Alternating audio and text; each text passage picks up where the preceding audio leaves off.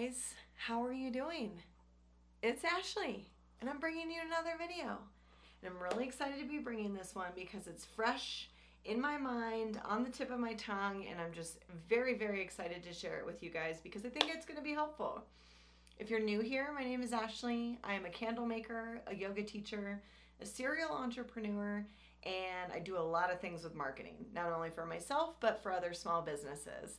And this whole entire channel is just documenting my journey from starting a product-based business, Candles with Upside Goods Company. Started back in July with research and development, and then I launched in December of 2020. It's pretty much the only really great thing to come out of the year 2020. And here I am, I don't even know how many months later, and I'm just kind of taking you guys along the ride with me to share a bit about what I'm learning, what I've already known that I've been able to implement with this business, and so on and so forth. So, as always, I get a lot of my content and the things that I discuss on this channel through various Facebook groups or through questions that you guys ask, either through other videos and comments or emails. And I see a lot of times just people asking for, especially as candle makers, show me what your market setup looks like. Or what do you guys do with your market setups? How do you set it up? What do you do at markets? So on and so forth. So I definitely made another video, of course, because I've actually crossed this bridge in my first pop-up event that I did a couple months ago.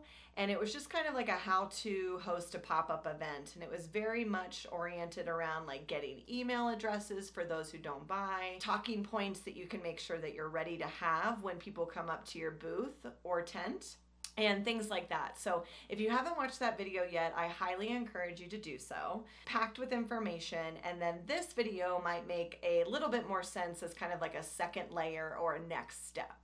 So yeah, let's go ahead and dive right into it. So this will be mixed with things that I have learned from my mistakes and things that I have learned that work really well just from my experience and what I've already thrown out there to the world. So this past weekend, I actually did my first farmer's market, which is really exciting for me because I'm actually a patron of the farmer's market. I've gone multiple times. They actually serve almond croissants there, and they're like out of this world ridiculously good. Like the kind of croissant that will like probably stick to your rib cage for like 5 years to come, but it's absolutely worth it. It's that kind of farmer's market. So it's every Saturday while the months are warm in Albuquerque, and it's really well attended. Even with COVID restrictions and things like that, it's still really well attended. So I was eager to be a part of it just for the same simple fact that it is actually a staple in our city. So it's really well organized and a lot of things laid out for us as vendors ahead of time. You have to provide insurance, you have to have a no smoking sign, and like all these things that you have to follow for the farmer's market. So you already knew kind of going into it that they were really organized. There are a few things that I actually forgot that they require, and they were really kind when they come around and they like check your booth and make sure that you're following all the rules. So I got like a little very kind slap on the wrist, but next time I definitely want to go in because they're the kind of people that I don't want to disappoint. What happened was it's a Saturday morning and the market starts at 8 a.m. and it goes until noon. So the couple days before, I had really been packing up things, getting all my boxes in line and labeled so I knew what I was going to take. And the night before the event, I actually set up a table. So I had a 6-foot table, and then I borrowed some pedestals from a other local small business here in town. They do a lot of floral designs and weddings and stuff. And she had them, she let me borrow them. I'll show them here in the video so you guys can kind of get an idea of what my layout looked like. But I put 2 pedestals at the top or front part of my 10 by 10 tent. I'm also going to link my tent in the description box below because this thing is so nice. I got it off of Amazon. I think it was only like $125, but it's sturdy and it actually comes with panels that drop down the side and in the back. So in the event that it was a really warm day or the sun was shining and there weren't trees above, I did have trees, I would use those side panels just to ensure that my candles don't melt. I know that that is a really frequently asked question by a lot of candle makers in the groups that I follow. We'll get into more of that later. We won't get on it. We'll get into it. I don't know that one is better than the other, actually, now that I say it out loud. So the night before, I had everything labeled, I had everything ready to go, and then I set up my table, put my tablecloth on it. I bought a table runner from Target. I'll link something similar to it below. I don't know if it's still available. If it is, I'll link that. But I have a black and white brand, meaning that all of my vessels are either black or white. So I knew that I wanted something that was white based with like black kind of design in it that just made the colors of the vessels pop. I also have a black and white sign that a friend of mine created. It's a wood sign. It's beautiful, well done. I will also link her information below in case you're needing to brand your business a little bit more for these events. So I just wanted to set up the table just to get an idea of what I thought. I bought some shelves, which is one of the tips that I wanted to share with you guys because I really think dimension is important for these events, especially if you're working with less space rather than more. Sometimes I see events, and most of the ones that are just like a couple of hours, they don't allow you to get too intricate with all of the stuff that you bring. I mean, you probably could, but I think working smarter, not harder is always my go-to.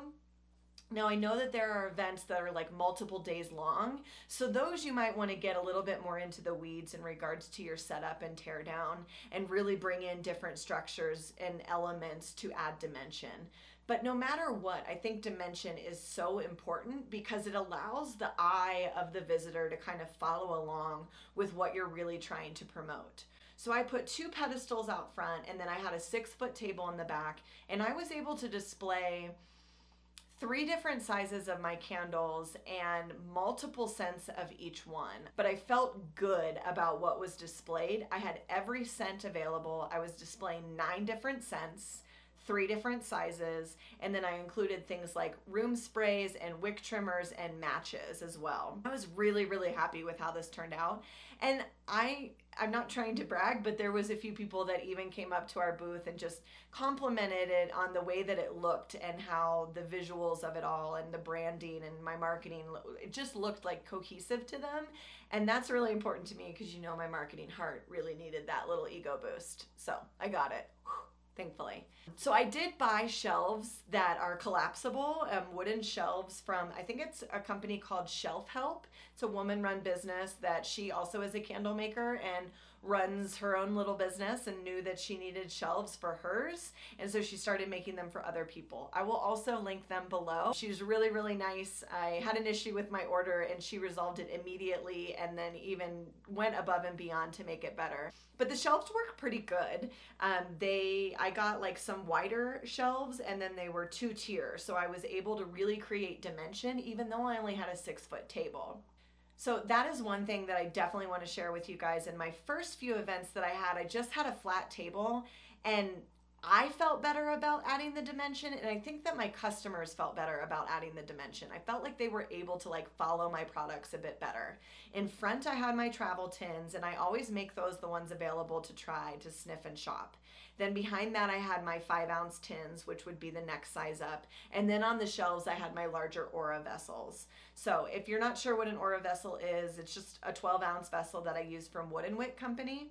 I also have an Upside Goods discount below if you guys are shopping for any vessels right now. Save 10% and let them know that I sent you.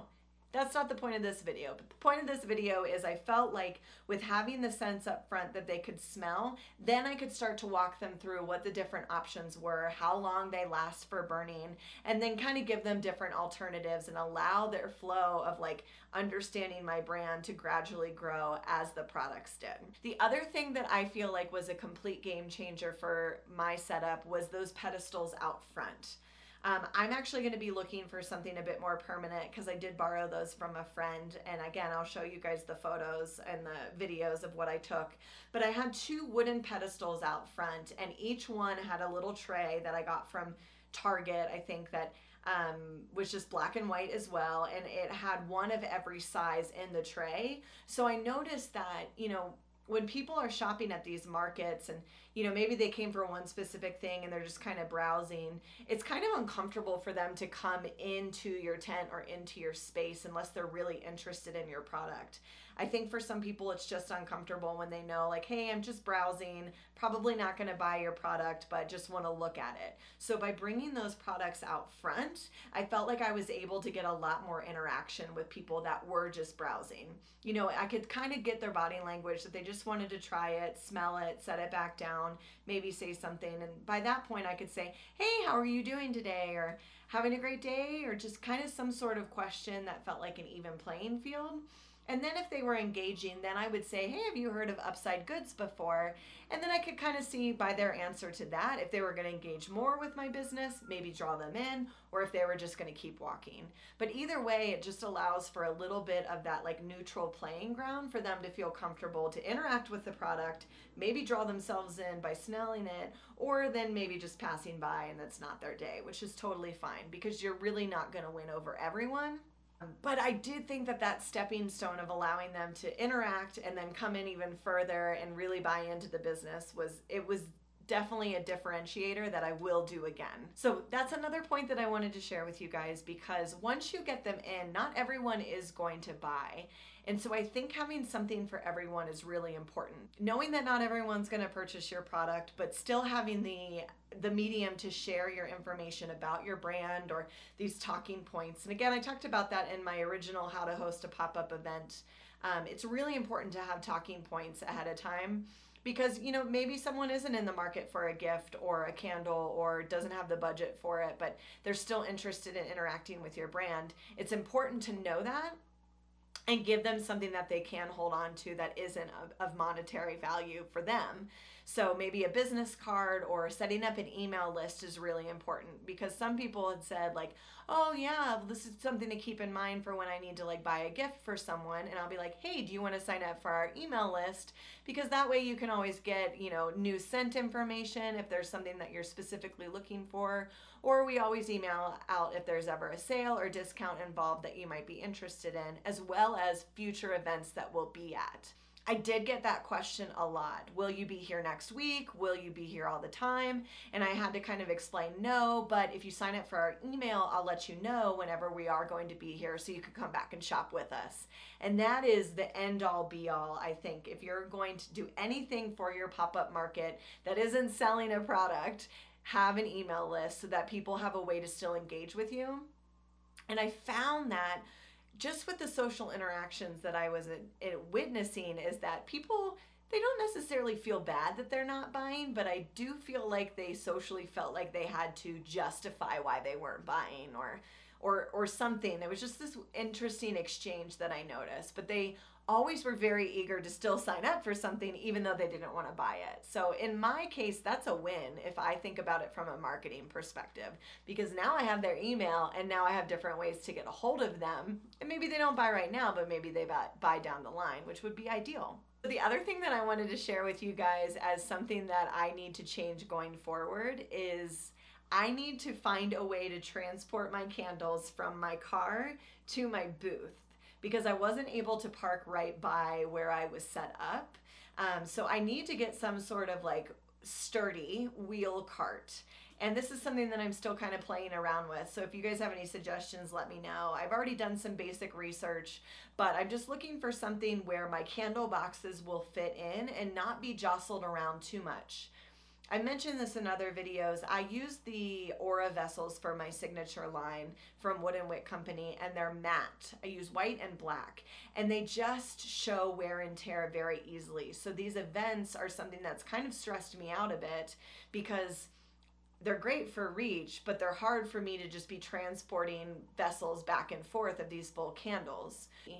And honestly, you really need two people for these events. You absolutely can do it by yourself, but just factoring in the time, the wear and tear on yourself for getting these things set up. I mean, it is logistically a lot of things to be prepared for, to transport, to set up, to pull down.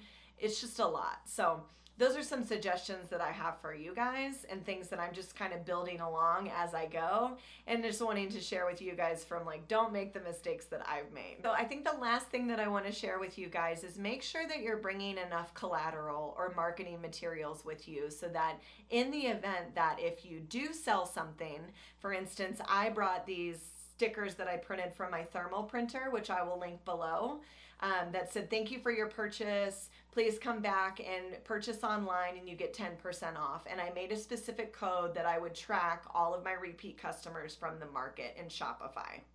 So I would put that sticker on the back of every bag or candle that I would wrap up, because a lot of people brought their own bags at the farmer's market because they're my kind of people and they come prepared. I use that as a sticker for anyone who purchased something.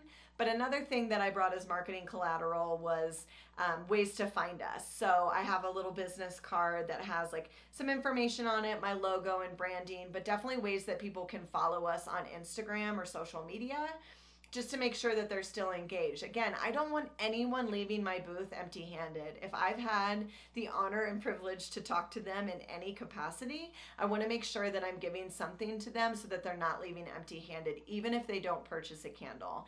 And that is something that I cannot tell you guys over and over and over again enough, because it's so important. So yes, I want them to purchase something.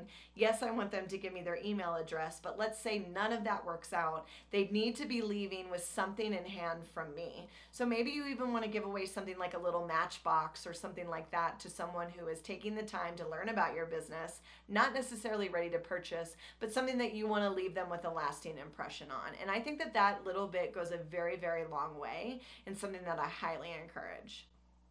So if you guys have things that work for you for these pop-up events and markets, please leave them in the comments below. I'm always wanting to learn from you guys, just as much you might be watching these videos to learn from me. If you are a candle maker and you want to connect through the Candle Collective, it's a Facebook group and email group that I have with you guys. You can find the link below.